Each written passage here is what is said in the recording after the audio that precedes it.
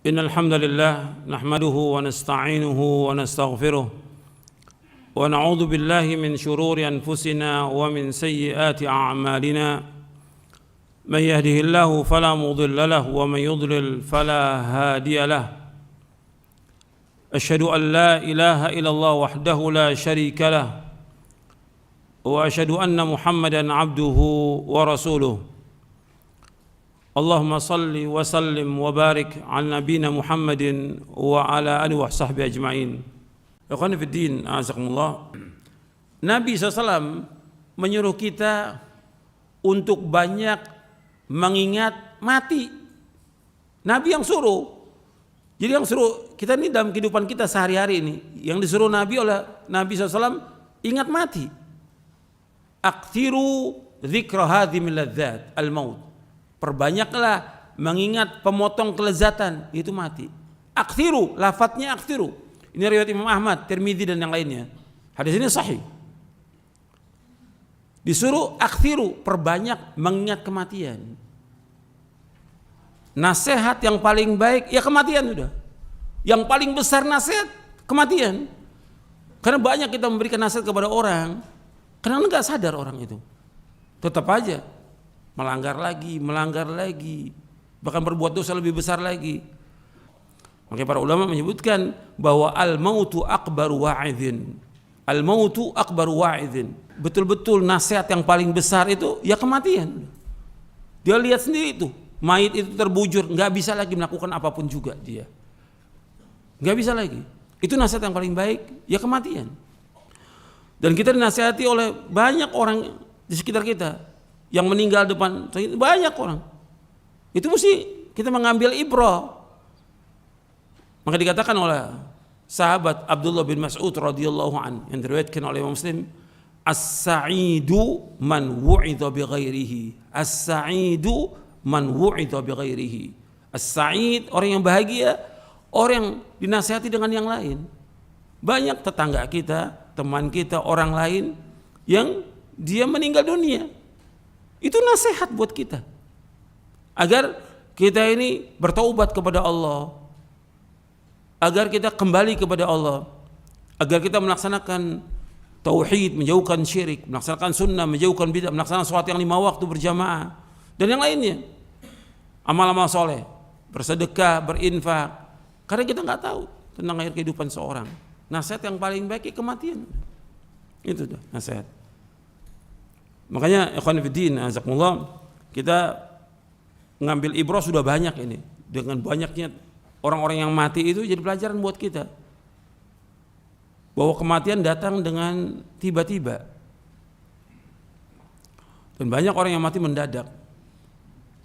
Tentu mengerikan mati mendadak itu. Karena apa? Belum sempat untuk taubat kepada Allah Ta'ala. Sudah meninggal dunia. Maka kita dikasih waktu oleh Allah, kita bisa ke masjid, bisa ngaji, bisa nuntut ilmu, bisa apa saja. Ini Masya Allah, ini nikmat dari Allah. Gunakan kesempatan ini untuk melakukan kebajikan sebanyak-banyaknya dan menjauhkan perbuatan dosa dan maksiat. Kemudian selanjutnya, ikhwan fillah, azakumullah,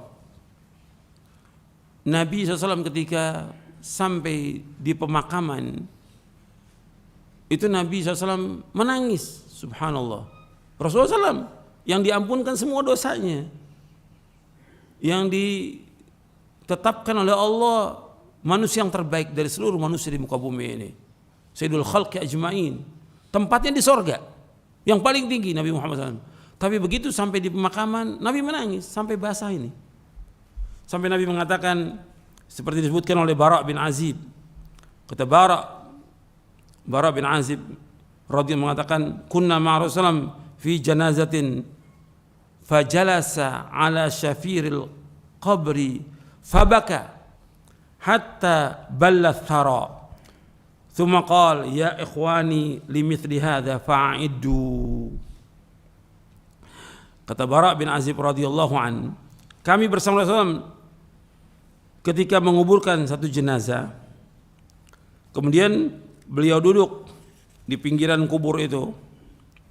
Kemudian beliau menangis sampai membasahi tanah. Ini Rasulullah SAW menangis sampai membasahi tanah.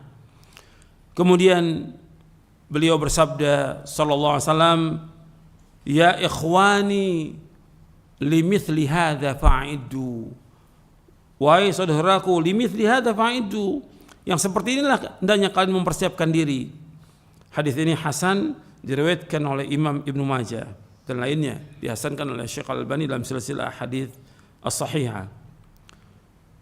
Jadi Nabi SAW mengatakan, wahai saudara-saudaraku, yang seperti ini kalian mempersiapkan diri. Artinya kita semua pasti akan mati. Kenapa Nabi menyuruh SAW untuk banyak mengingat kematian? Karena dengan kita ingat kematian, bahwa kita akan berlomba-lomba melakukan amal-amal soleh. Perhatikan tuh, dengan kita ingat mati, berlomba-lomba kita melakukan amal soleh. Di antara manfaatnya dengan kita ingat mati, kita nggak akan tamak kepada dunia.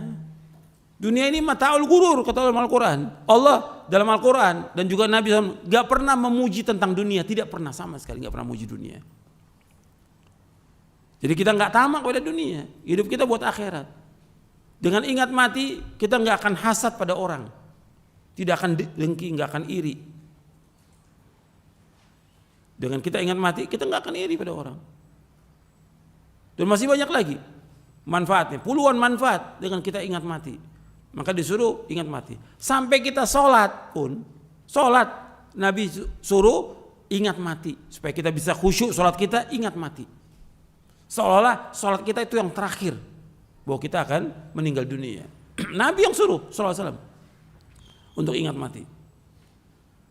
Anda bisa lihat dalam buku sifat wudu, sifat sholat. Saya bawakan itu. Bagaimana kiat-kiat kita untuk khusyuk dalam sholat. Ada di situ. Nabi suruh SAW untuk ingat mati. Jadi ingat mati terus bagi seorang beriman itu. Karena dunia ini bukan tujuan hidup kita, tapi tujuan hidup kita akhirat.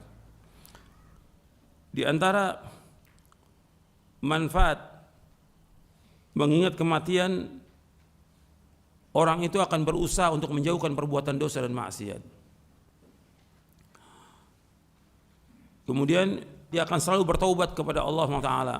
Dia akan mempersiapkan bekal dengan melakukan amal-amal soleh sebanyak-banyaknya.